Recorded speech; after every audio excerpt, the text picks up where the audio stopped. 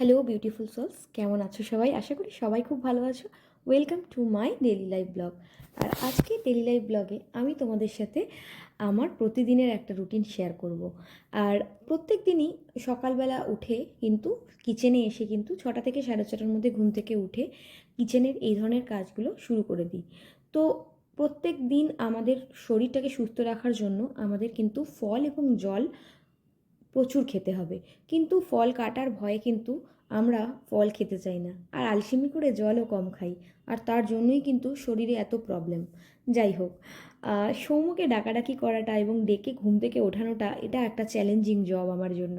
তো যাই হোক, এটা করার পরে সৌম্যকে বলি ঠাকুরকে প্রণাম করো, আর আমার বড় মামাকে আমি ভীষণ ভালোবাসতাম, তুমি বড় দাদুকে প্রণাম করে বাইরে বেরো। তো ও কিন্তু আমার সমস্ত কথাই মেনে চলে। তারপরে কিন্তু আজকে সেই দিনটা ছিল একটু স্পেশাল দিন, সৌম্যর স্কুল এক্সকারশন।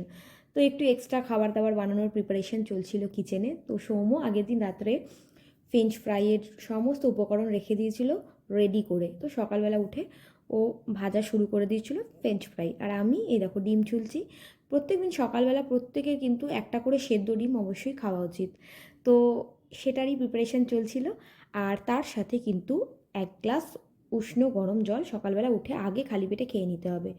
সেটার জন্য আমাকে প্রচুর লড়াই করতে হয়। সৌম্যকে আমি বলি, বাবু 1 গ্লাস জল খাও, উষ্ণ গরম জল হাতের সামনে রেডি করে দিই, কিন্তু বাবু খেতে চান না। যাই হোক, আমি লড়াই করে খাওয়াই।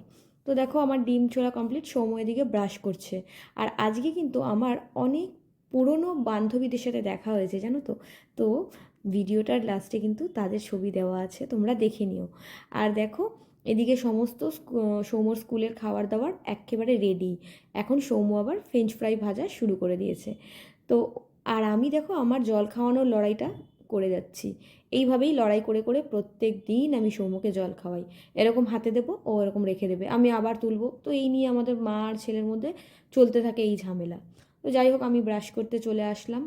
তো ব্রাশ করাটা আমার প্রত্যেক দিন, আমি 3বার করে ব্রাশ করি প্রত্যেক দিন। কিন্তু আমাদের 2বার অ্যাটলিস্ট ব্রাশ করতেই হবে। আর তার সাথে কিন্তু বারবার একটু কিছু খেলেই কিন্তু মুখটা কুলকুচি করতে হবে। এর ফলে কিন্তু মুখে যে ব্যাড স্মেল হয় সেটা হবে না। খারাপ মানে কথা বলতে গেলে যদি মুখ দিয়ে খারাপ দুর্গন্ধ বেরোয় না, তো সেই সব মানুষদের থেকে কিন্তু সবাই ডিস্টেন্স রাখে। তার জন্য কিন্তু এইভাবে নিজেকে ফ্রেশ রাখতে হবে। আর কিছুটা লিভারকে ভালো রাখতে হবে। অনেক সময় লিভারের প্রবলেম থেকেও কিন্তু মুখে ব্যাড স্মেল হয়। তো সেক্ষেত্রে কিন্তু প্রত্যেক দিন এই যে আমি যেটা খাচ্ছি দেখে নাও, উষ্ণ গরম জল নিয়েছি, তার সাথে একটু লেবু নিয়ে নিয়েছি, লেবু, আর তার সাথে 1 চামচ হানি অ্যাড করেছি। এই দিয়ে কিন্তু প্রত্যেক দিন আমি সকালবেলাটা এই উষ্ণ উষ্ণ গরম জলটা খেয়ে নিই, আর সারা দিন একদম নিজেকে খুব হালকা ফিল করি। এটা কিন্তু তোমরাও ট্রাই করবে। তো যাই হোক, আজকে কিন্তু সৌম্যকে স্কুলে যখন দিতে গেলাম, অনেক পুরনো বান্ধবীদের সাথে দেখা হয়ে গেল। সৌম্য তো এই স্কুলে এলকেজি থেকে পড়ে। তো সেই সময় রেগুলার স্কুলে যাওয়া আসা ছিল।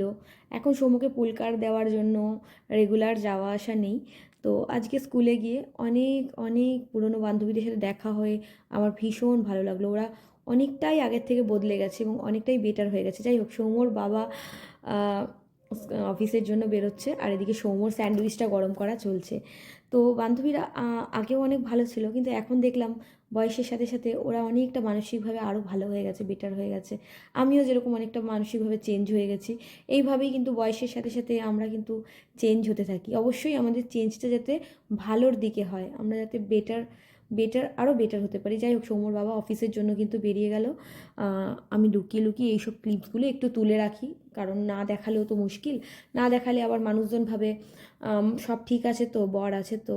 তো এই হলো ব্যাপার। যাই হোক, পাবলিকালি কাজ করতে গেলে তো সবারটাই একটু হলেও আমাদেরকে শুনতে হবে, মানতে হবে, তাই না? যাই হোক, সৌম্যকে এবার স্কুল বাসে ওঠানোর আগে আমি এরকম টাটা করিয়ে দিলাম। তারপরে দেখো সব ফ্রেন্ডসরা আস্তে আস্তে হেঁটে হেঁটে আসছে। এই সিনগুলো দেখতে আমার হেবি মজা লাগে।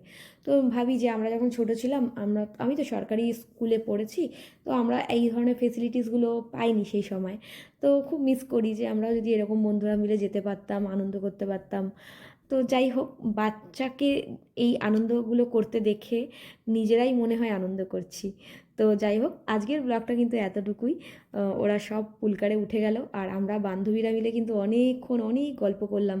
আমার তো ভীষণ আনন্দ হচ্ছিল। ওরা পুলকার বেরিয়ে যাওয়ার পরেও, মানে স্কুল বাস বেরিয়ে যাওয়ার পরেও কিন্তু আমরা কয়েকটা বান্ধবী মিলে অনেকটা গল্প করলাম। তারপরে কিন্তু আমরা বাড়ি চলে এলাম।